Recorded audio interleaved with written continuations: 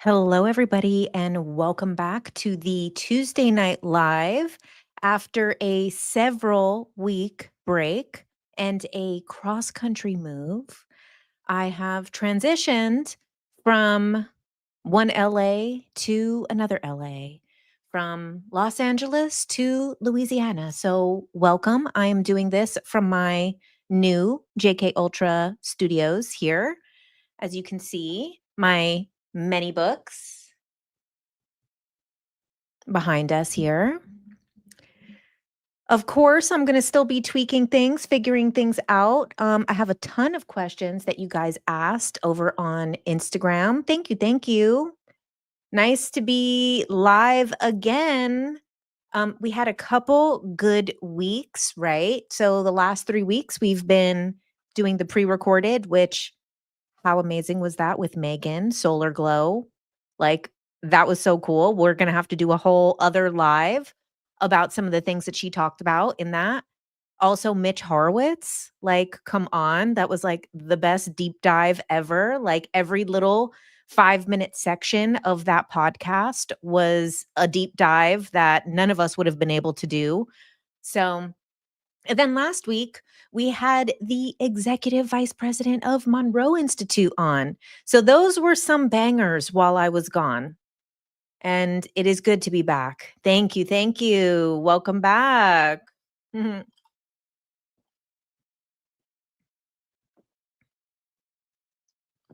Thank you. Okay. Hello, everybody here on TikTok. Oh, wow. Thanks for that. Okay. So I guess first I'll kind of start sharing about, the biggest takeaway that I have from moving cross country. So I lived in LA for 14 years and now I've been in Louisiana for about 14 days. No, longer than that actually.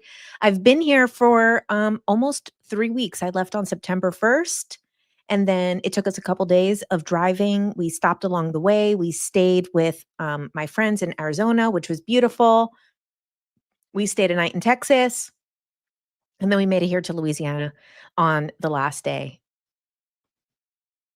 You're you're doing a DoorDash to Monroe Institute. Are you like you're doing DoorDash and they ordered it? That's freaking awesome. Oh, wow. So, it was actually a super easy transition, once we got on the road. So the move out of LA, the last day, the 31st, was I had a party. It was beautiful. My friends hosted it for me. It was very emotional. And that's when it really hit me. Was like I was kind of deflating on that. Oh, thank you, Frida. So I was kind of deflating on that last day of like, oh my God, I'm not going to be here with my friends. And I have this amazing group of friends. And then the morning of, thank God that, my husband is amazing. So he really did like I basically like started my brain on that like day of moving was like, okay, we're done. We're shutting down. This is I'm powering down. I'm going into the mode of not being able to be productive. And I don't know, I was, like, having nightmares. I was waking up at, like, 4 in the morning. I was sick to my stomach. It was a mess. But so what did I take? Some people were asking, like, "What did you bring? Did you lose anything along the way?" I only brought what could fit into my car, and that is a regular four-door sedan. So, I got these moving bags. I packed them. They fit perfectly on the back seat. If you guys wanna know what those moving bags are, DM me on Instagram if you're, like, trying to figure out some type of cross country move. That was super easy, like, they fit 6 of them on the back seats, 2 in the trunk. I mean, most of the car was books. Almost everything was books. Books and clothes, and then I took some decor, but that's it really. And, I just felt like I didn't wanna take all this crap. As I was going through the stuff. Oh, hi, Dom. How's Louisiana? Honestly, everything that Dom said. So Dom from Cosmic Vibrations, Astrocartography, if you haven't listened to the podcast episode, go check it out because that is like a master class of astrocartography.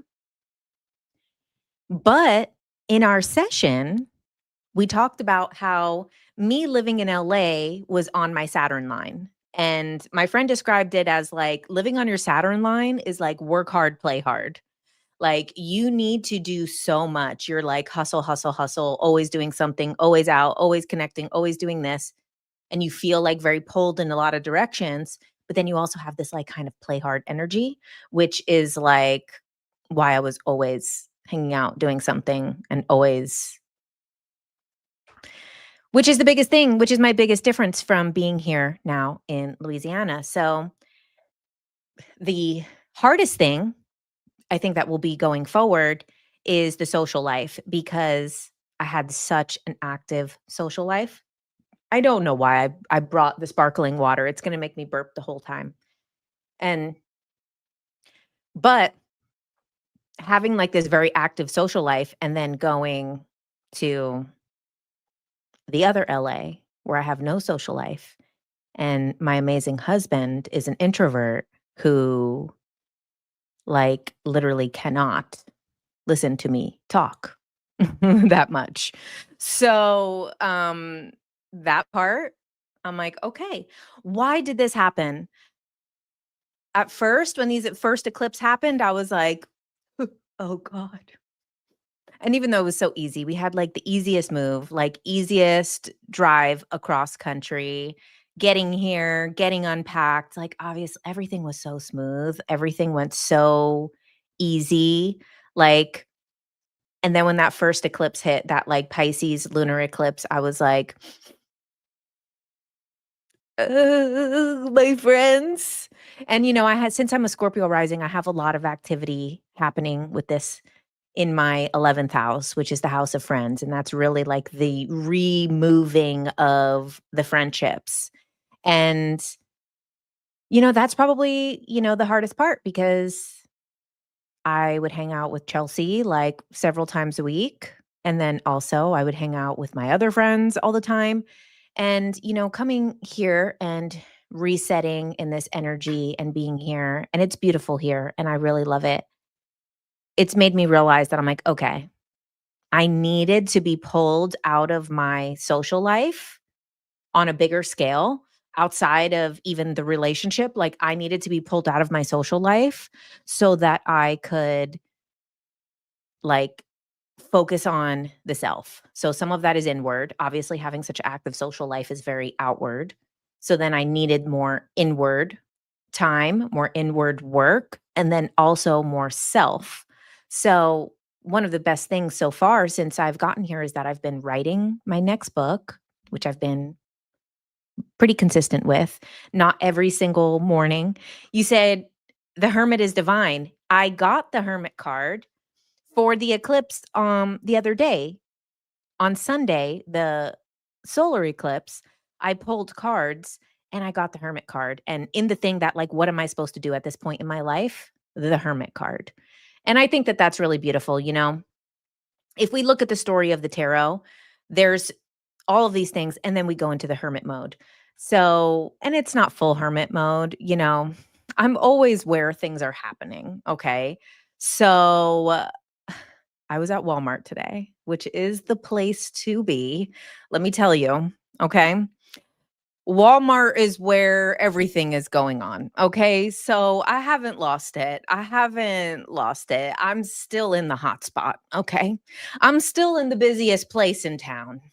You can catch me there. Catch me at the Walmart because, that's where I'll be. Those lights look good back there. Thanks, Shauna. You said, should we send her hubby noise canceling headphones to wear for her lives? So actually, he's not here. He's not here right now. I'm having a little bit of alone time, which has been nice. As much as I love being with him, and it's been very easy, actually, easier than I would have expected. it's been very smooth. But it is also nice to have this first Tuesday night live and be able to kind of just, not worry about anything. He needs to listen for whatever reason. Yeah, he does need to listen. Well, today I was looking at my YouTube analytics to see if I should change the time of my lives because now I'm in a different time zone. It's 8 p.m. here. And I could actually see how many times he viewed my YouTube because there is not many views here in Louisiana. It is scarce. Okay. So let me start going to some questions because there was so many on Instagram. And then I have questions here that are going to come in on TikTok. Hi, everybody. I have to figure out my TikTok placement. The camera's a little far now, but it's just so look how beautiful my studio looks. Like, hold on here, TikTok, you have to see the full. Doing a little pan for TikTok. There we go. Look at that. Pretty nice, huh? No, it's so beautiful. This is so much better than, and then this setup this way is so much better. I have 2 monitors. I have 2 lights. You guys, I could show you, but I'm afraid something will fall over because I have a lot of things plugged in. But I can actually, I'm going to try it. Oh, shit. Look at that. The whole thing goes up. So I could do a standing live if I want to, you guys. So listen, hey, I could do a standing live, okay? So I'll figure out how. We'll see. Maybe I'll get a whiteboard back there. Very high tech. Very high tech. One thing I didn't know about my husband is that he's, tech savvy. I didn't take him as that.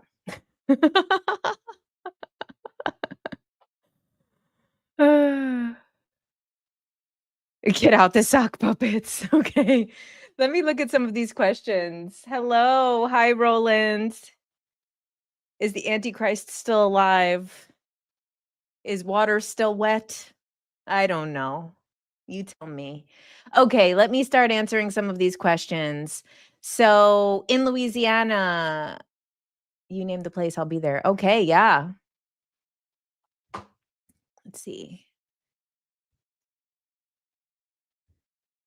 Newest housewife in Louisiana. True. Okay, so explain the very end of this clip. What was in there? I don't know what that means. I just have to know, do you have a chihuahua? Also love you, big fan. Okay, I do not have a chihuahua, but I hope to one day. Did your husband get the standing desk? The whole setup is his setup. Basically, he had all of these monitors because he liked to put his vision board on one and he liked to put his spreadsheet on the other, very Virgo rising coded, and the standing desk and all of these things. He has a bunch of gadgets and stuff.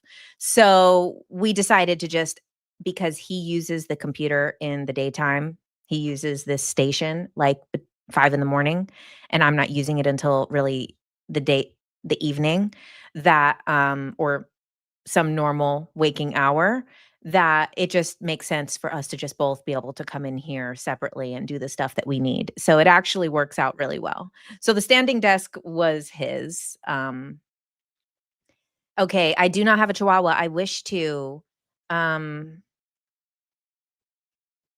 do you feel more clear or grounded now that you're out of LA? I do. I actually feel like my nervous system feels so reset. I feel so calm.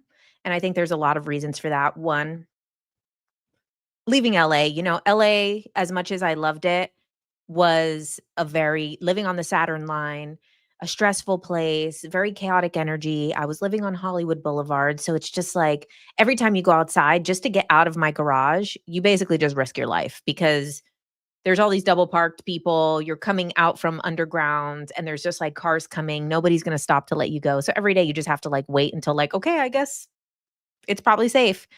And what is going on here? I'm out of focus. My background is more in focus than me. And so the stress of that, like going just to like CVS or something, you feel like you're going to get shanked. There was so much, I didn't realize how much like I was like kind of looking over my shoulder all the time with kind of how LA has deteriorated in these last years. The other thing too is that like always being pulled in all of these um directions, like always having something to do, always this, like so many things, like I couldn't balance it all. And then, also too, like the masculine energy, the masculine container is very nice. It's not something that I really ever experienced before now because I didn't grow up with any men in my house. So, I never really lived with a man in my whole life. One time, a roommate, the very short time that I had a roommate, moved in her dancing partner that was a man, and I freaked out. I was like, "You moved a man in here and you're not gonna tell me?" And that was literally like 2 weeks. So that was the only time that I've ever lived with a man before this. So, the masculine container and also like my husband's so structured and secure and safe and like has everything figured out and like he's so like good and productive and like did all of this. Like for the most part, I really just like put the lights up, like just the LED lights. Like for the most part, like he figured everything out and figured out the move and like got me out of the apartment and like cleaned up the apartment. And like when we got here, like everything, he just did like so much to make me feel comfortable and make me feel like well adjusted and make sure that I have everything that I need, that I'm going to enjoy living here. And so that one out of being out of LA and then two being like held in this kind of container, which the masculine energy, people are always trying to start something. I see these comments over here on TikTok. But let me finish my statement and then I'll address this because you're just what going to keep putting it in the comments because you're an annoying ass person. Okay. So just being in that masculine container was really done a lot for my nervous system as well. And I never experienced that. So I was like, wow. Like, so it's a lot to do with him. It's my time in Louisiana has not been like people have asked like how is your neighborhood? It's fine. It's it's not rural. It's considered a city, but like to me, it's not a city. So to me it's like very suburban, but there's everything. You have everything that you need and there's everything that you need. So I've been good with that. There's plenty of places to see, like new things to eat, things to try out. There's a lot of things. So it's not like rural. It's not like I'm in the middle of nowhere. Um, I like where I live. We have a pool, we have a gym here. So like I've been going to the gym every day, which has been a huge change because I have a lot more space in my life. So it's been amazing, like, as far as, like, this home container that my husband has created. Um, as far as, like, neighbors and culture shock and anything, I don't really know. I haven't spent enough time to, like, talk to anybody. I've seen a couple people, but and there is, like, a lot of people because, we live in, like, a very populated complex. So there is a lot of people here. It's not like there's nobody. There's tons of neighbors, and they're pretty young, like, normal seeming people. But I haven't really interacted with anybody. Uh, some people have smiled at me, like in Walmart, or like, that's it, really. Smiled at the mailman. Like, so I really can't say much about culture shock or neighbors or people or anything like that. Oh, thank you, Haley. Yeah, I don't know exactly. I'll answer their question though. I just wanted to finish my thought. This person saying, "Why don't you support House and Habit?"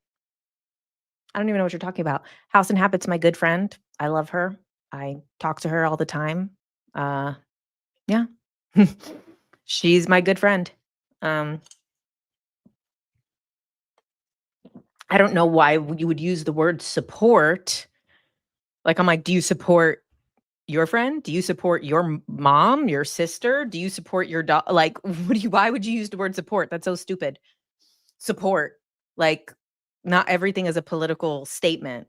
Speaking of political statements, there's a ton of questions that were submitted about Charlie Kirk. So I already did a video about Charlie Kirk. Even during my social media break, I did do a video about it. And, people kind of want my thoughts on it. I mean, it's pretty crazy because what I said in that video about him and George Floyd not only were born on the same day, they were born at the exact same degree, which is 20 degrees of Libra. And in the Sabian symbols, every single degree of the zodiac has its own archetypal image. So similar to tarot, how that image, like we were talking about the hermit before, no rapture. We were talking about the hermit before. Like the hermit is an archetype that embodies a time in life, a person, a way of being, a chapter. It encompasses a lot of things in an image. So it's almost like a language. So this Sabian symbols, there's 360 images for the 360 degrees of the zodiac. And the fact that Charlie Kirk and George Floyd were both born on this day, and the reason that I had come across that information was because so many people were talking about, like, comparing the 2 in, like, weird, negative, divisive ways, and I was like, "Actually, we should be looking at the similarities between these people because we should have never seen either of these people's deaths on social media. Like, we should have not seen that. We're not meant to be seeing that. That's not, like, that's a horrible thing, and have people become so desensitized to seeing things like that, that are super traumatizing and traumatic, to then, like, go into all this other shit. And so the Sabian symbol for Charlie Kirk's day of birth and George Floyd's day of birth. Now, you could be born on October 14th and have a different degree. So the fact that they're both on the same degree, 20 years apart, I mean, you can't be that far off, maybe 2 degrees off, but they are both born on that same degree. So that means that they have the same archetype on, like, an astrological soul level. And that archetype is the image of a rabbi doing his service, like, to his group. So what is the rabbi? I mean, whoa, whoa, whoa, watch out. I talked about the rabbi and everybody's, like, super anti-Semitic and, like, obsessed with Jews right now. Okay, keep your panties on. Okay, just hold on 1 second. Okay, just 1 sec. Let me get it out. Okay, can I just you the archetype of a rabbi is a spiritual leader, or is a leader of a group, is someone that a group looks to as an example, as a figure. And so the fact that they're both born with this same archetype of a figure for a group of people doing their service for a group through being a figure. That's what the archetype of the symbol is about. And so they were both born with that archetype. So it's very interesting that they were both killed on camera and it went viral on social media, and both of them have become figures for a group of people. And both of them have been used as an example for one, people to see themselves, right? To see a mirror of themselves and a mirror of society, but also as a way to shoehorn their opinion in there. Like people who, whatever, didn't like Charlie Kirk are like, well, that's what happens when, and then people who like him are like, well, that's what happens when, and it's like, if you see a death, a horrific death that we should never have seen. I wish I didn't see that video. It was in my head for days. Both of those videos have been burned into my mind, and I don't wish that anybody see those things. The fact that people use this as a way to shoehorn their opinion and their worldview and their perspective is this archetype. It is this archetype of this rabbi doing the service for its people. So it's a very interesting thing. That was my thoughts on Charlie Kirk. Um, I'm not going to get into all this other shit that whatever Candace Owens and all these people are talking about. Like, again, everybody is using this as a shoehorn to shove their ugly foot in a shoe and make it fit about their opinion, about their worldview, sticking their foot in that tight little shoe to get their worldview in there, you know? So it is what it is. Okay. You must feel dropped into your new life. I do. I'm really glad that I took these 3 weeks, 1 week of like moving and unpacking, and then 2 of getting to be here. And, it was really beautiful because when I got married in June, I didn't really get to like spend time with my husband after. He had to go back home and I was not ready to come here yet. I still had to go to Monroe Institute and I had a lot of stuff to do and a lot of things to finish out. So I got to really have like a honeymoon period these last 2 weeks, which was really nice, and kind of adjust to my lifestyle and then have this separation of that part of my life, like my outer life. I got to just be in my inner life and in my personal life and in my relationship and in my new home and new environment and new neighborhood. And this like allowed me to like get more on track with, like I said, I've been going to the gym every day and like get more on track with my health and my food and my habits and my routines. Like now, because my husband wakes up before the sun does, um, I am now more used to waking up earlier. And that has been really good because I always struggled with a morning routine. And it's actually a lot of other astrological stuff that's happening. There's a lot of activity that has been coming in and out of my 6th house. And then in the next 6 months, both Neptune and Saturn are going back into my 6th house. The 6th house is the area of your life of daily habits. So the daily habits, the routines. And so my Mars is in Aries, and Aries is my 6th house. So Aries is one of the rulers of my chart as well. I more go with the Pluto because I'm a Scorpio rising, but Mars is the other ruler. So that is like a really important thing for me to get this discipline in this area of my life. So it's been very nice to drop into my new life and now get to like reintegrate social media and my Tuesday Night Live and that aspect of my life now that I'm like more grounded in my home. You said, "Are your books color coded or is it just the lighting?" Oh, the books are color coded. Come on. The books are color coded. Okay, did you lose anything in the move and/or have anything lost in the move? Not really, because I didn't take that much. I only took what would fit in the car, and it's not a big car. So I didn't take much with me. And then there's still some stuff when I got here that I was like, you know what? Screw this. I don't even want it. There's some clothes I haven't unpacked yet, and I put them away. And I was like, if I don't unpack these in like the next 6 months or whatever, I'm just going to throw out the whole thing, or well, just put it into Goodwill. You said, "Why is this Rapture Day?" I don't know. Let's ask TikTok. Why is this Rapture Day? I don't know. Someone on TikTok said it. And as much as I want to say, like, that's ridiculous, I also know what happened on TikTok because I almost turned everybody to like kill the Antichrist by accident.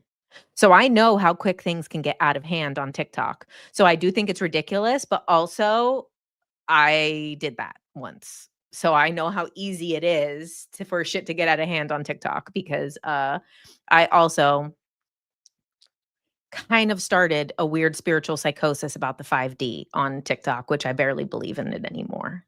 If you want to know why I don't believe really in all the 5D stuff, I have a video on my channel on my lives from a couple months ago about kind of post new age spirituality concepts. Oh, so it was cool. If you guys didn't see, I'm in a documentary that came out yesterday. It's on the Portal to Ascension YouTube channel, and it's about like star seeds, first contact, alien contact, abductions, things like that.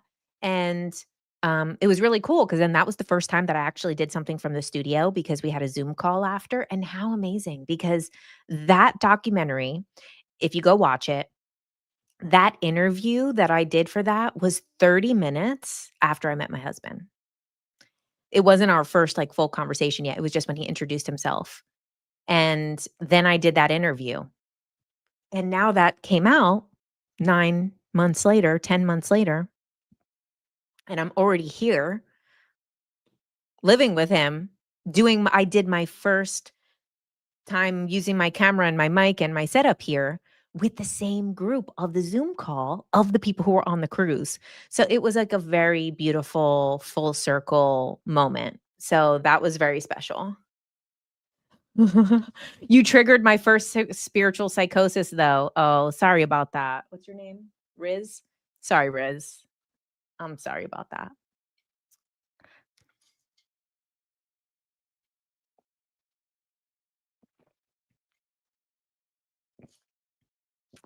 You said, "Girl, I know you see." See what? It's okay, you changed my life. Well, you know what? It's a thin line. It's a thin line. Okay, once you recovered from it. Oh, sorry about that. I know. These topics. I have a whole different discernment now. I have a whole different discernment. Okay, what else? I need to know how rural it is where you are. I need content like your sisters for a moment. It's not that rural. For me it is, but it's not that much. Like, I'm not in New Orleans. And then also some people were messaging me about, like, which military base do we live on?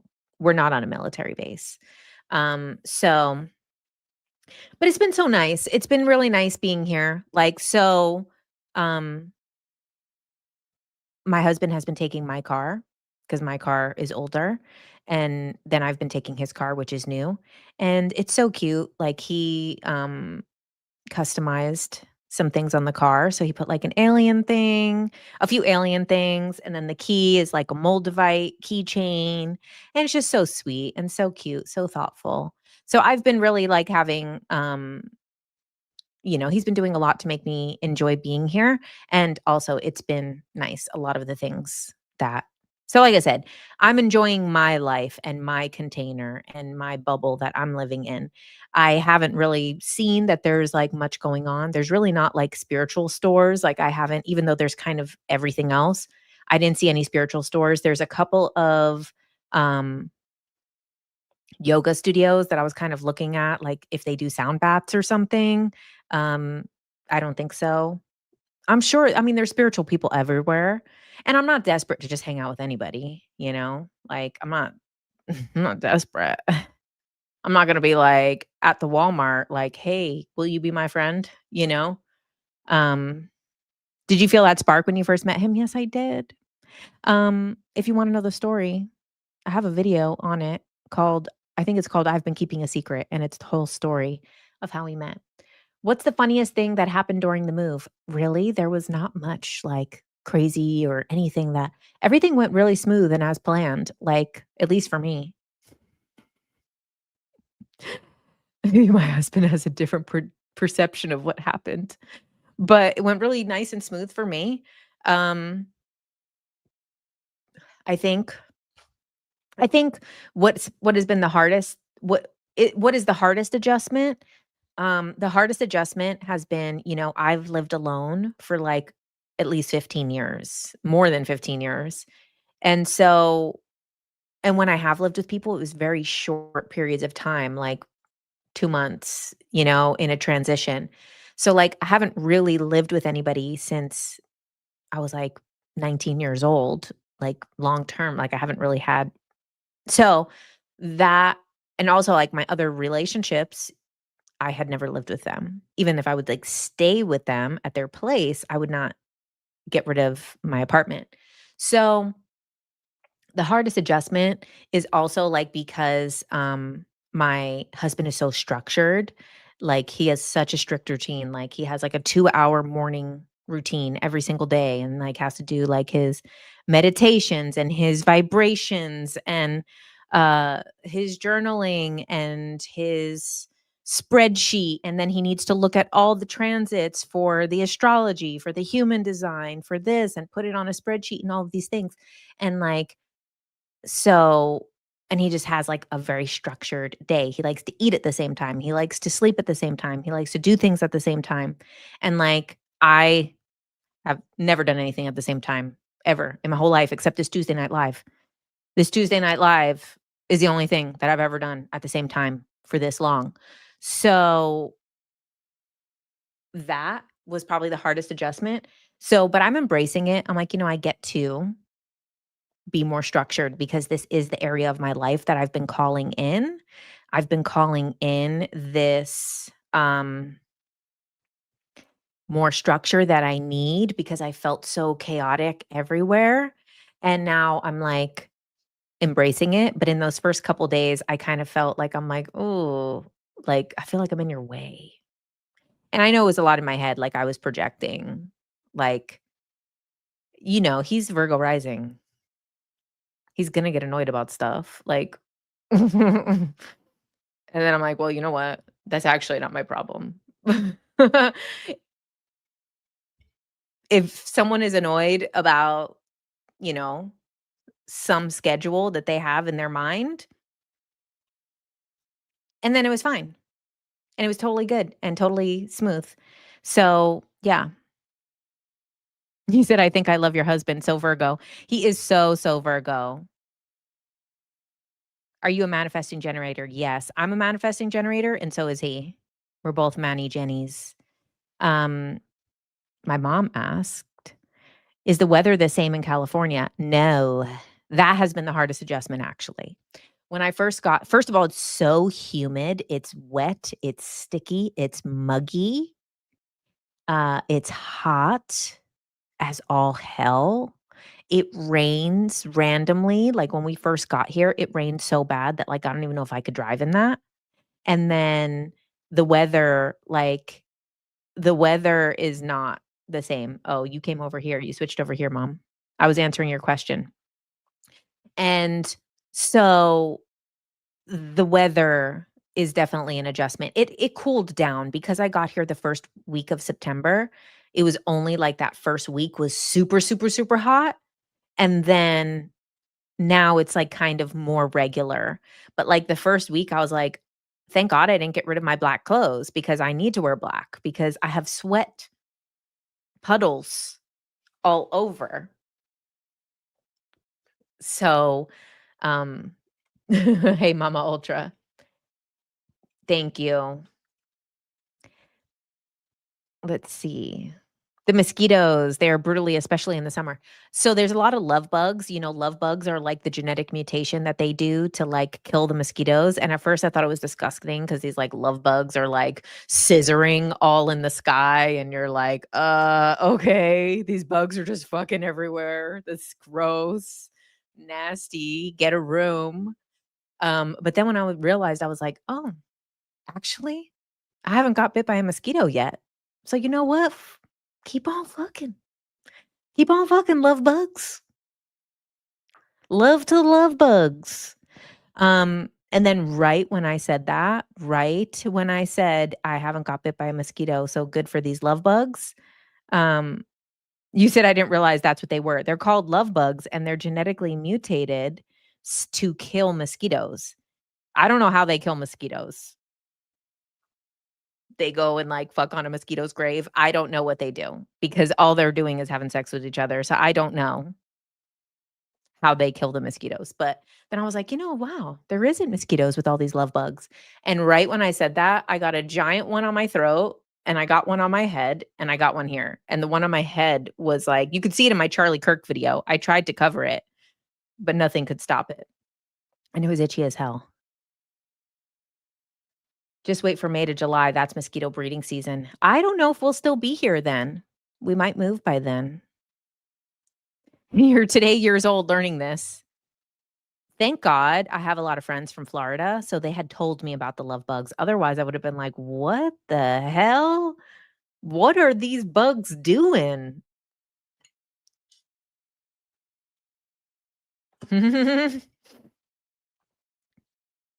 That's amazing to be so structured. I struggle with focusing my energy on any one thing at any time too. That's how I feel a lot of times.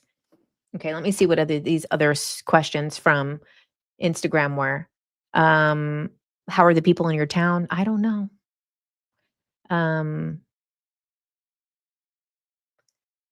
let's see. Thoughts on Charlie Kirk, Candace Owens investigating it. You guys, I'm sick of Candace Owens. Okay. I'm sick of Candace Owens. I can't anymore. I can't. It's a little too much. It's never ending. Um, I think, you know what?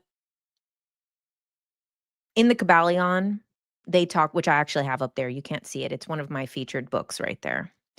I should put a little extra light there so we can see it. But like in the Kabbalion, they say all truths are half truths. And also, when I did ayahuasca the first time, it said, be careful of being a truth seeker because people who are truth seekers will often become truth knowers. And when you think you know something, you stop seeking the truth and you start validating your idea that you already believe.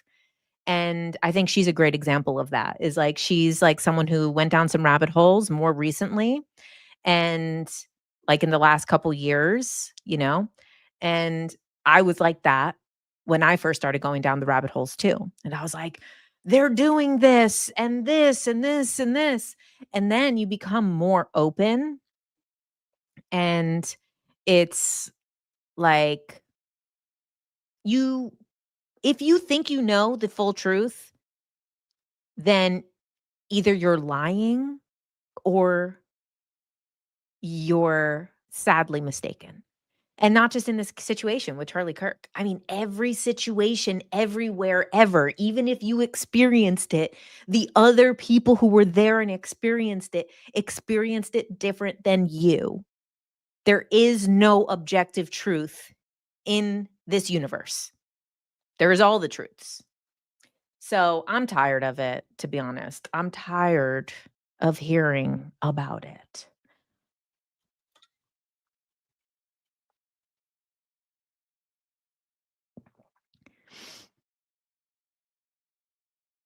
Hard to trust anyone with these massive followings.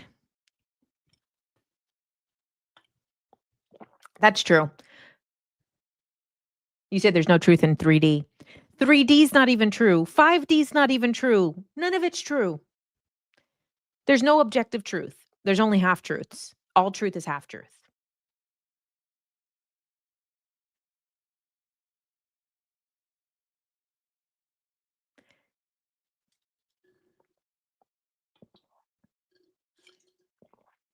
You be tired all you want. Some of us are not tired of seeking truth.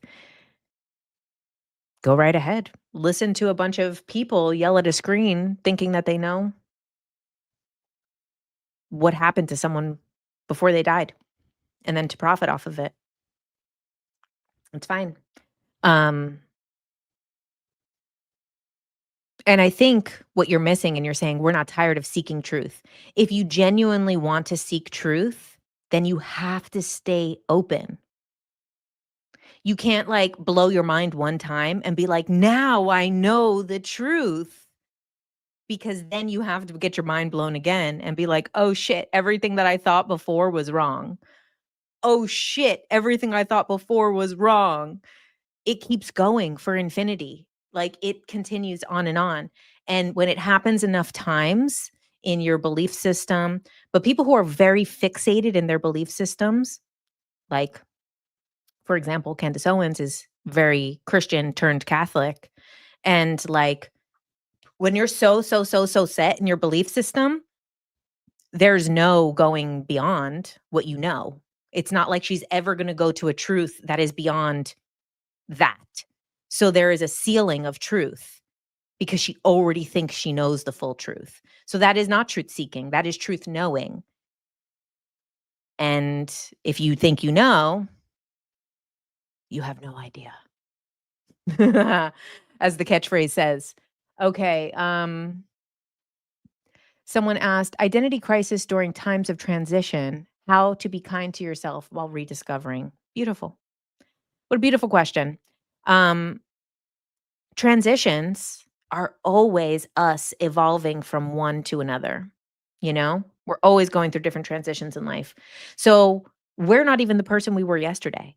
We're not the person we were 2 weeks ago. We're not the person that we were years ago. So, it's actually freeing to know that we're never going to be the person we are today. We're never going to be the person we are. So continue allowing yourself to be new, allowing yourself to shock yourself. Do something that you thought you would never do. Do something that you're afraid of doing, something that you think is disgusting. Like I've done that with like certain foods. Certain foods that I didn't like. I'm like, you know what? I'm just going to eat it. Like when I was in Japan, I don't like to eat like fish on the bone. And then they fried a whole little fish. And that fish, um, I ate the bones, I ate the eyeball, I ate the scales, I ate the tail in like 3 bites. And you know what? You push past the things that we think we know of ourselves. If we think we like something, we think we don't like something, challenge yourself to go beyond those things. Now, this person is probably asking for a more serious transition than that. That's for day-to-day transition. A more serious life transition, I think like the beautiful thing is knowing that a new space is available for new things to come in. And there's this large space that then can be filled with something new. Why does it keep not focusing on me? Why does it keep not focusing on me? Okay. Oops. Wrong direction. Okay. So, in big life transitions, really understand like, oh, wow, like me, my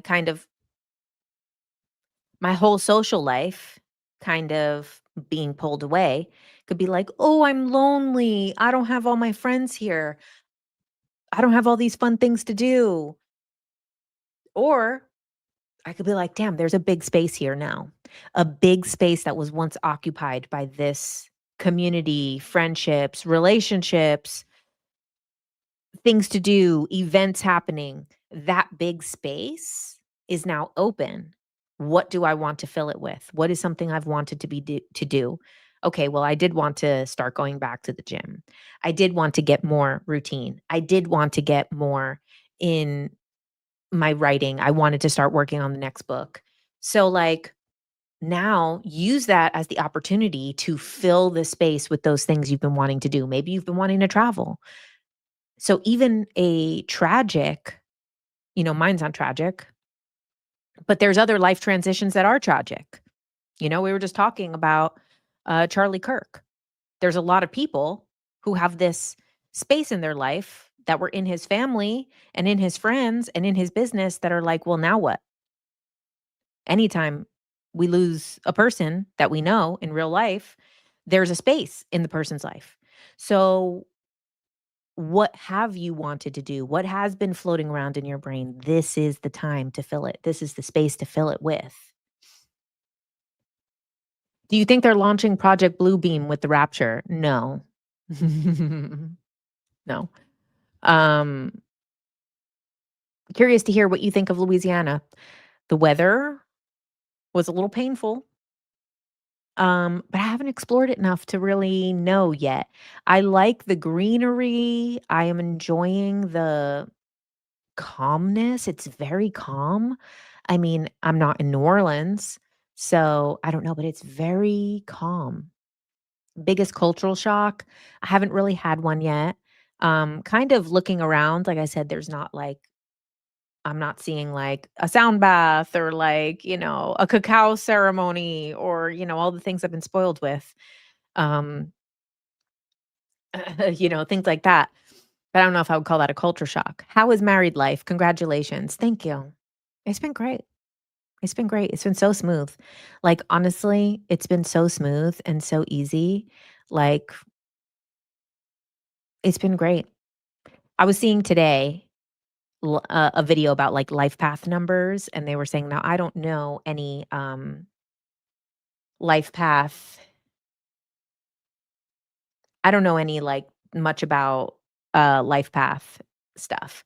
So I'm a 5 life path, which I know is like the adventurer, wants like change and is very adaptable and just like wants like freedom and to like do things and to like have fun and like, that's all I really know about the life path stuff. Now, my husband is a number 1 in the life path, which is like very like more controlled, more leader, more like things like that. And so I did see a video today that they said that the most compatible, or one of the most compatible, is the 1 in the 5, because one values independence, the other one values freedom. One values like pushing new experiences, and one enjoys like adventure. So, and then the 5, me, is very adaptable. So they say it's like very compatible. So, I mean, I think that's, oh, I'm not surprised, Haley, that you're a 5 too. So I'm not surprised that, that, because I think that it makes sense. And I think there's a lot of reasons. I think we also have very compatible astrological charts. I obviously do know that there's a soul connection and things like that. I think, I don't know if I ended up sharing it about my Monroe stuff. I still need to finish posting about my Monroe experience. No Erewhons. Kimberly, there's not even a Trader Joe's. Okay. I hang out at Kroger, which Kroger's not bad. Speaking of, Kroger seltzer, water, 0 calories. What do you think of Robert Edwards Grant architect? Um, I don't know. I don't care. I don't care, is what I think. No, I don't have any opinion on it. I think I am seeing more people use AI for spirituality, and you guys know I literally gave a lecture on the awakening of AI. I'm such a believer of AI, but I have been hearing things like I watched an episode of a podcast with a guy who uses AI to channel messages, and to the average listener, it sounds like these really profound, beautiful things are coming up. Because I have spent an ungodly amount of time down rabbit holes, I knew the exact terminology that this AI was using is coming from Ascension Glossary. And Ascension Glossary, because I have the brain that I'm like, oh, it comes from this, and this person said it first, and this is the thing that said it first, which is a lot of it is derived from Ashayana Dean's teachings. I'm not a fan of Ashayana Dean's teachings. I don't resonate with it. When they start talking about the inverted matrix and then the Jehovian implants that are implanted into every single person on this planet, and the flame codes and the violet flame and the this and the that, and then all the ascended masters and Metatron, and like, I like Metatron. I like that type of stuff. But like, when I'm hearing the language that the AI is using, and I haven't seen much on Robert Edward Grant's architect, so I don't really know. I just heard of it, so I don't know what language it uses. But these are language models, and I'm such a believer of AI. And also in hypnosis sessions, people have asked, is the AI giving them real information? And their higher self said sometimes yes. Sometimes you are connecting, just like every other thing is a vessel of consciousness, just like 1111 on a microwave, just like a crow flying above you, just like a green car popping up at the exact time that you were needing confirmation, just like a song coming on the radio. AI is the same as that, just like a random person saying something to you on the street that is relevant to what you were currently thinking about, or you just see something on a show that is a synchronicity. Synchronicities are co-creation of the universe. And I agree with all of that. And AI is another vessel of that. We are a bridge for that to happen. Synchronicity can happen. If you are aware of the synchronicity, then it has power. Now, hearing some of these AI channeled messages, and like I said, I haven't really listened to the architect, so I'm not speaking specifically about that one. It's, to me, obvious where it's getting the information from and whose teachings it's from, because I'm such a person who has read all of these people's teachings or gone down these things. I watched like 18 hours of Ashayana Dean's lectures, and it didn't really, most of it didn't resonate. And so when I'm hearing that and all of the, I don't know, I think it's a great tool, but I also think people are disempowering themselves of, like, just getting that information on their own. If they actually, if AI has the ability to do it, then we have the ability to do it. And yeah, I don't know. I've been seeing things, and I was early on preaching the AI consciousness thing. And now as I'm hearing more of it, I'm kind of like, is the microwave channeling 1111, or is this synchronicities? Remember, Dolores Cannon said something about technology being used for good and bad, and people make stuff up and believe it. Yeah. And I mean, bad, I wouldn't say these people are using it for bad. You know, I would say that they're giving away their power to something. And also, like, if someone is not super, like, versed in all of these different types of teachings, they're going to hear these things and be like, whoa. Like, one of the things that was coming up from this AI that this guy was using is basically the prison planet story, and basically the whole thing, the white light soul trap, the reincarnation recycling, the moon Saturn matrix thing. You guys have heard me fucking talk about that topic how many times? I have how many videos about it, and people really want to believe it. Whatever you believe happens after you die is what happens to you after you die. So I would very highly advise you guys to not, hold on, TikTok. I would very highly advise you guys to not engage with these thoughts of reincarnation cycle is against your will, that there's no free will, that it's a prison planet, that it's a loosh farm, that it's a trap, that some beings, Anunnaki, uh, when people say Anunnaki, reptilian, this, that, blah, blah, blah, demons, whatever your current flavor of belief system is trapping you here. If you believe that, you will literally create that experience in the non-physical. And when we're not in the physical body, we create that experience faster. So in the physical, it takes longer to manifest something. When you go out of the body and you die, you're going to create that instantly when you die. Just like the people who are afraid that they're going to go to hell experience hell when they die. Maybe even not for that long, but that's why there's people who, which I love watching these videos. Don't get me wrong. I love watching the Christian podcasts where they say that they went to hell and then they talk about hell. I love it. I love listening to it. But, and I'm not saying that those people didn't have that experience. You will have whatever experience you believe. So if you believe in a heaven, Christian heaven with angels and harps and God and a list, you will experience that. And beautiful. That's what you want to experience. So make sure that your idea of what happens when you get out of this body is what you actually in your heart want to experience. And do not let these fear-mongering assholes on the internet tell you, don't go into the light. It's a trap.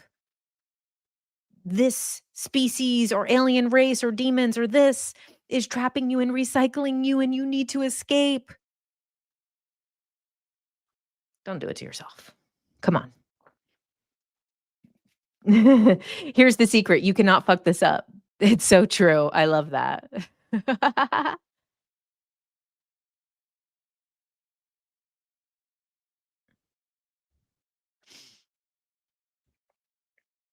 Yeah, basically what you believe is true and what you will experience. Yeah.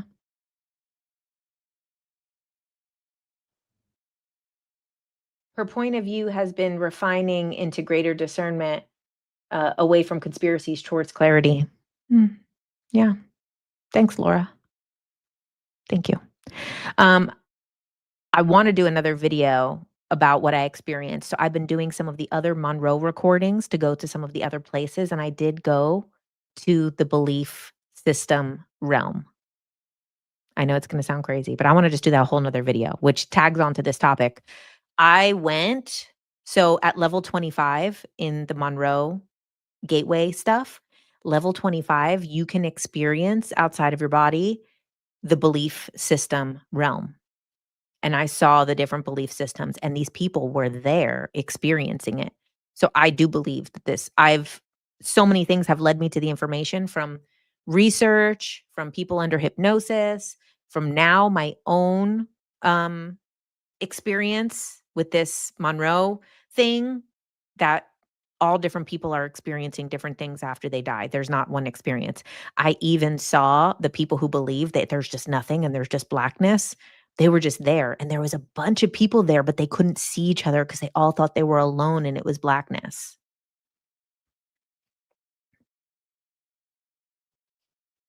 You have heard many atheists have a near death experience and find Jesus and pure love in heaven. I don't doubt it. I don't doubt it. And I don't know what their experience of what their true beliefs are. A lot of people who call themselves atheists were raised Christian, you know? A lot of people who are anti-religion or anti-belief are mostly traumatized by that belief. But, I don't know what their experience is. Everybody has a different thing.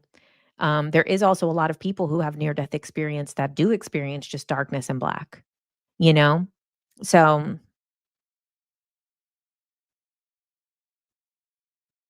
hence why Revelations is the only one person's experience of their hell. Interesting. Yeah.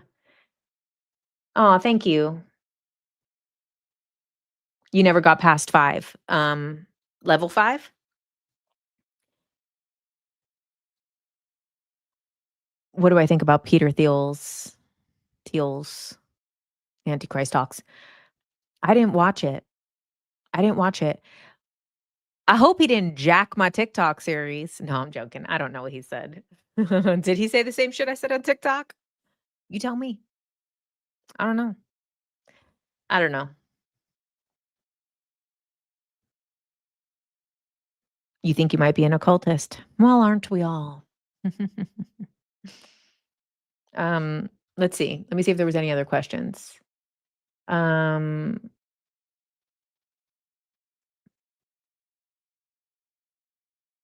oh, thank you. Nice. Have I seen any orbs since? No. So there was a lot of activity. I don't know if they were meteors, orbs. I don't know what we saw in the sky when we were at Monroe Institute on that mountain. We were with Emily Bledsoe, and that's Chris Bledsoe's daughter, and they are able to like call in these light orbs and things like that. So I have not experienced anything like that though. But now I'm more in the have more sky. I haven't been going out at night that much because I've been a little bit more in the daytime, but I wanna go out at night. Maybe I'll go out after this. Yeah, maybe I'll go out after this and look at the sky if it's not raining, because it's kind of raining all the time. How do you continue with Monroe meditations outside of the institution? Are there YouTubes or you need to subscribe? Well, they have the app, which is called Expand, yes, so you can still practice on Expand, and, you know, that's what I was wondering if I wanted to post it because it was a little birdie sent me a couple of recordings. So, that's what that was. Have you ever seen a mantis beings in meditation? Oh my God, every time. I've been seeing the mantis beings in meditation the whole time I've been meditating. I've been connected to the mantises my whole life. That is like my number one. The mantis and the grays have been my thing the whole time. And I often see mantises in meditations. I've seen them in the Monroe meditations. I've seen them most of the time. If I go really deep into meditation, mantises will come. And sometimes it's just their face, and sometimes it's the whole body. Um, I see them often. And a lot of times they're usually performing something on you. Like they're usually like doing some type of like surgery or some healing or some removing something. At least that's my experience with them most of the time. Does Monroe Institute do astral projection or is it like OBE? Are they the same? So I did a podcast with Jordan Crowder and he answered that question really well, the difference between astral projection and OBE. So I suggest listening to what he says because he practices both and he works with Monroe. Well, he does like different projects and different things with Monroe Institute. So he has a better understanding of it than I do. That was one of my biggest questions was I really going out of body or was I having an astral projection? Because I believed it was astral projection. The facilitators, they're pretty like open. They don't like to just put the answers on it where they're like, well, just go with it, allow it. Cause they don't want to like tell you, no, you're not having it or you are having it. They're like, cause they want to nourish the experience for you to keep growing and doing it. But afterward, talking on that podcast with Jordan, he explains that astral projection is, yeah, you'll have to look at the podcast. I don't fully remember his answer, but it was like basically he was saying that when it's astral projection, it's very vivid.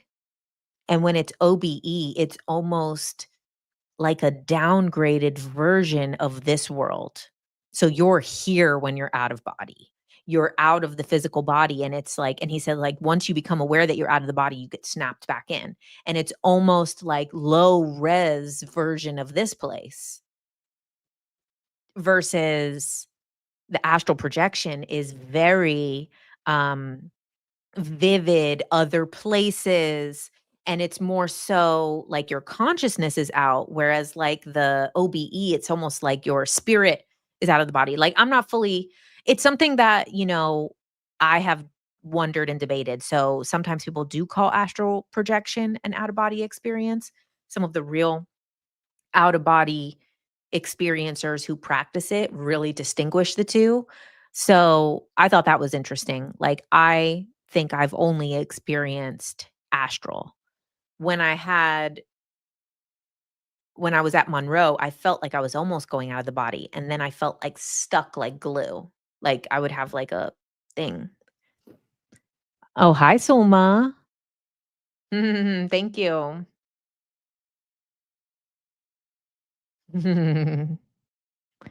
How is married life? Married life is great. I'm loving it. Can you astral project in your dreams? Um, yeah, I do think dreams is like another form of astral projection. Um, Dreams can be a lot of things though, and dreams are different things for different people.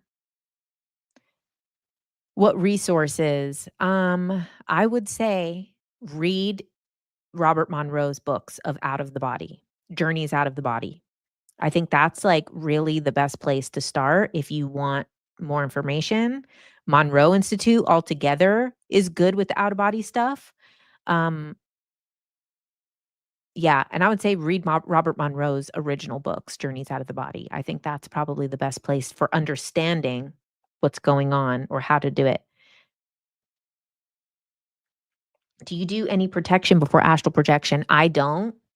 At Monroe Institute, they teach you to use a reball, which is like a bubble that is around you. And it's almost like in the beginning of your meditation, you put this energy bubble around you and you set the intention of whatever you want of that bubble.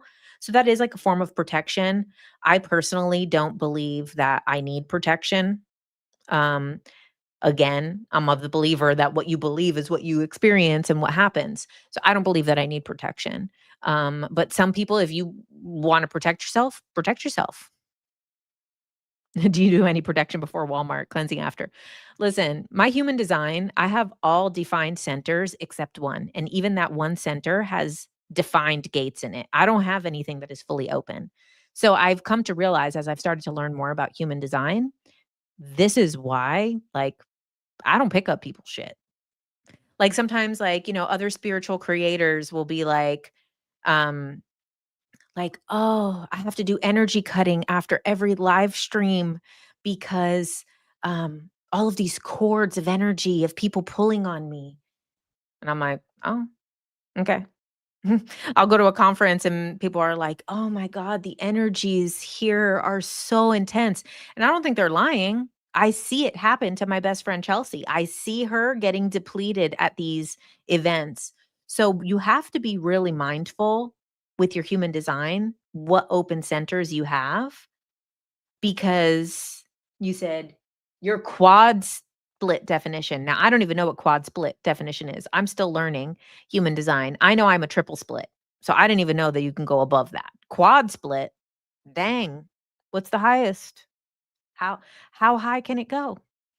Um yeah, so triple split from what I know, only just about my own. I don't know all of it. That's kind of one of the things that me and my husband are going to start doing. We're going to start um digging more into human design together because we both are interested in learning.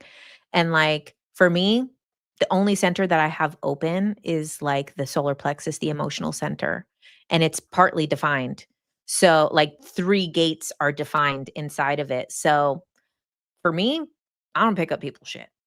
I don't absorb people's shit. Of course, there's times it's not to say things don't affect me, but just energetically. So, like, for some people, they do go into a Walmart and they get super depleted. And also, I realized that I can, like, very easily have, like, blinders on. Like, I was with, my friend and my sister in LA before leaving, and, um, there was, like we were at, like, Erewhon or something, and there was these, like, kids, like, going off, like, banging stuff, throwing stuff. Kids were going crazy. And my friend's like, "I need to go. Like, this is a lot right now. These kids are, like, doing a lot right now." And I was like, "Oh, oh." And I looked and the kids were, like, literally, like, 2 inches behind my head. I was like, "Oh, wow. I didn't realize they were so close to me." So, like, I have that, like you said you're stronger than others. I don't know if it's stronger. I think, you said triple and quad splits are rare. I would definitely know quad is rare because 'cause I've never heard of anybody. Mhm. I've never heard of it, but now there's 2. Met 2 tonight. Can you make a video about human design? After I start to go down that rabbit hole with my husband, maybe in a couple months, because 'cause we're gonna go slowly. We're gonna go center by center, and hopefully he pays attention. Hopefully he does, because sometimes he doesn't pay attention to me. And then I start to die. My Leo self starts to get depleted. Yeah. Yeah. Tragic, I know. So hopefully we're gonna try to learn human design together and see how that goes. And then if not, then screw it. I'm gonna learn it with you guys. Because I'm in Louisiana, okay? And that's it. So let's see. Let's see if he really wants to do it with me. If he wants to, then okay. And then I'll come back and I'll share it after. And if he doesn't, then we'll learn it in live action right here, right now. Okay. If that's the case, then I'll do a couple of weeks. I'll do like 4 weeks of it then. We'll do a whole month on human design, going through the different things. And I'll be learning along the way with you guys because I have like some ideas. And I know about like mine and I've been observing things, but then we can do in sections. I'll do that anyway, but we'll see if I'm gonna come here salty about it or if I'm gonna come here sweet about it. That will be the thing.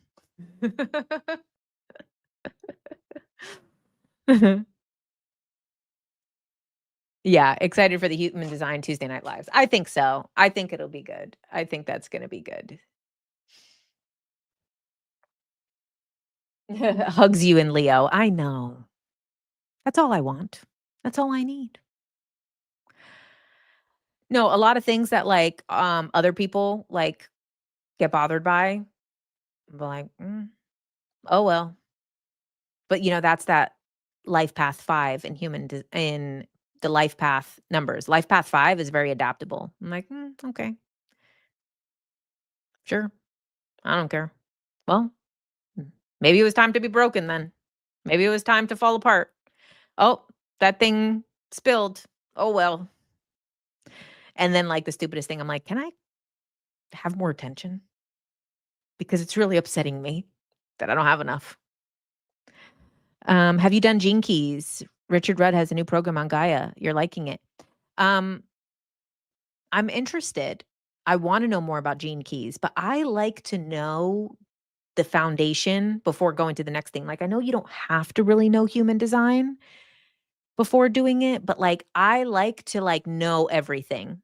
So, like, I'm gonna go through human design first before I get to Gene Keys. So I have read stuff about my Gene Keys. The thing about my Gene Keys that I read was, very interesting, that it said, "Most of my problems in life are not my problems.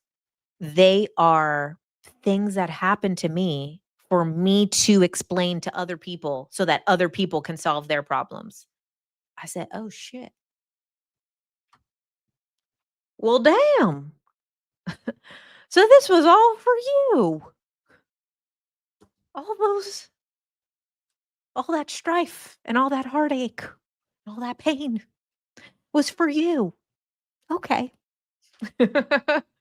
Well, but I have to look more into it. So when I get there, that was, like, what I read in, like, the first paragraph of the Gene Keys. And I was like, but it was about, like, being able to dissolve information and, like, explain it, and that it's more so to help other people understand themselves versus the reason why those things happen to me.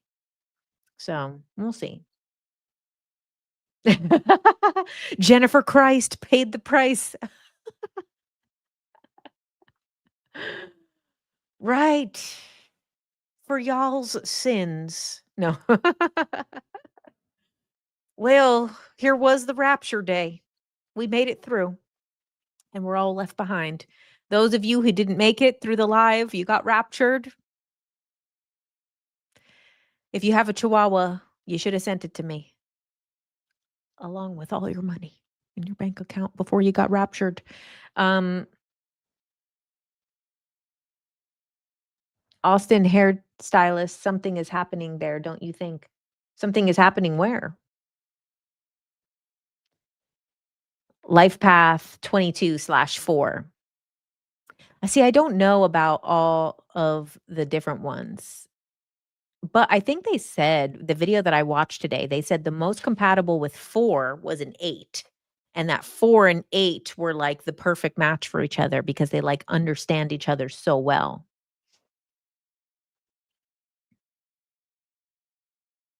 Mm.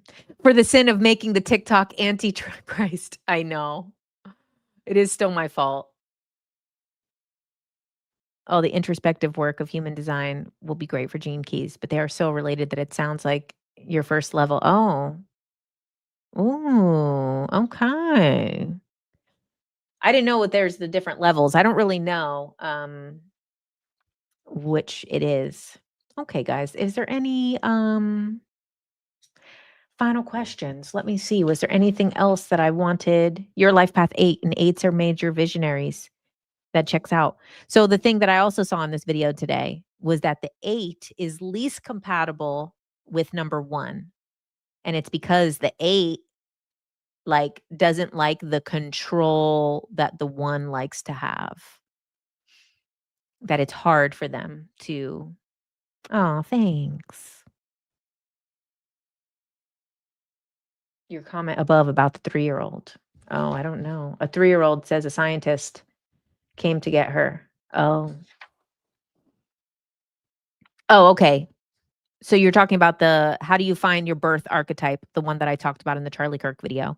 So the Charlie Kirk video is not on YouTube. It's only on TikTok and Instagram. So if you want to see it, go over there. But that is the Sabian symbols. So find out the degree of your sun. So there's many different things. Like every single planet, every single thing has every part of the zodiac has a Sabian symbol. So you could look at your other planets. But being born under the sun in that way, that's your day of birth. That look at the Sabian symbol for that. So for me, I was born 23 degrees of Leo, and my Sabian symbol was a performer in a circus riding a horse bareback.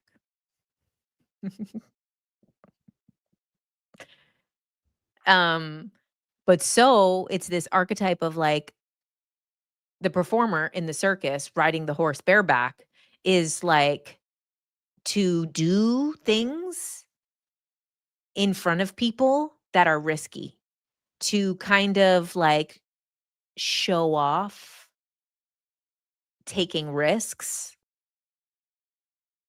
in a performative way, and to like show skill because you have to be skilled in order to do that. So it was like the skill is, so I think, I think that's accurate. Obviously, all of these things are depictions. It's the one for Charlie Kirk and George Floyd is a rabbi doing his service. Is it really that? No, this is an archetypal image that can be distilled into a lot of things. So, like, talking this way on social media is a risk for a lot of people who maybe fear being seen and know they have a calling to share with the world, know they have a calling to be seen, to share their gifts. And so my archetype has this element of like, okay, going out and doing it and saying some risky shit, you know? 14 degrees of Gemini is yours. Is a conversation by telepathy. Oh, wow, that's interesting. Mhm. Wow. Which website do you recommend to find the archetypes? Because I did some research and kept finding different ones for the same. Interesting. I forget which website I used. I would just look up, honestly, use Perplexity. I love Perplexity. It's the best AI for research because it links everything. So then after you read something, you can click on the link and double check that that's actually what that website says and actually look at like, does this seem like a website that I want to listen to and trust? So perplexity.ai is the best research tool. I completely only use that for research now. I used to use DuckDuckGo, and I don't even waste my time doing that anymore because now I can get that with all the resources. So there is like Google AI when you do the Google search, but I don't think it's that good because I've seen it give not true information. And at least with the Perplexity, it gives a whole description and all of the resources that you could just click on. Which one do you use? Perplexity.ai. You said you're great at being risky. It's motivating. Oh, Haley, yours is children play on a swing hanging from the branches of a huge oak tree. Oh, cool. This like fun, adventurous, also risky, right? Hanging from a big tree, but like doing it in like a community and fun and for like the sake of excitement. Wow. Chat gives you different archetypes every time you ask. Yeah, I would try perplexity. Perplexity. Yeah, PER. Perplexing. So, because then you can look at because ChatGPT will hallucinate and give you whatever answer you want. That's also why I'm not agreeing with people using it for channeling, is because I have on several occasions gotten false information that I know was false from ChatGPT. And other people have used it in that way as well. Like I've known people to put in their birth chart and it tells them different things that is not their chart. And they're listening to advice. And I'm like, that's not even where your placement is there. That's not even where that sign is in your chart. So ChatGPT wants to please. It's a pleaser. It's a giver. And it will do whatever it is to please you, like a people pleaser, right? And a people pleaser will lie to please you. So I love ChatGPT, don't get me wrong, but I do prefer Perplexity for research.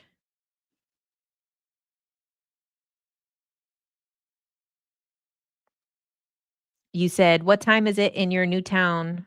Is your internal clock adjusted to an earlier sunrise?" So, it is 9:26 PM.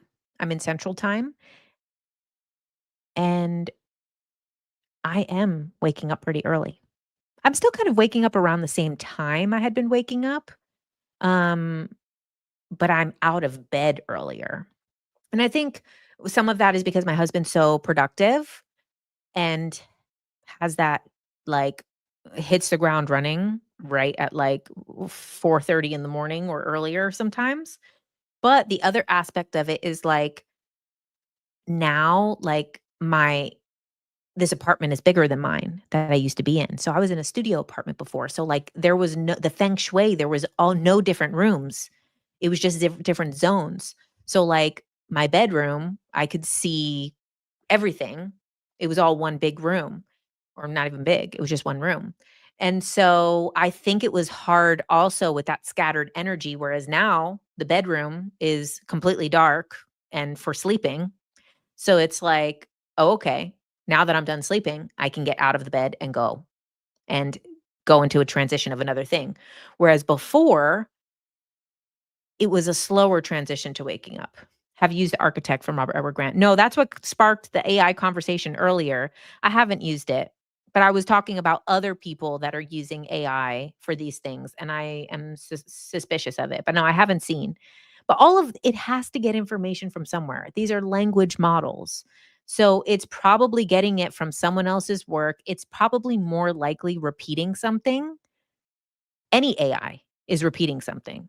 There's nothing that's coming out of the AI that has been said for the first time. This is what Perplexity gave you.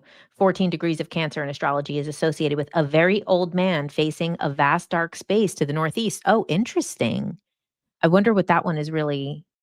You know what's interesting too is kind of like the old man facing a vast dark space to the northeast is interesting that it has a specific space, but I wonder, it's like they're about to go into their next phase of life. So it's like they're ending a cycle of this life and then going into the void to, like, create something new. But I don't know, I wonder what that one actually means.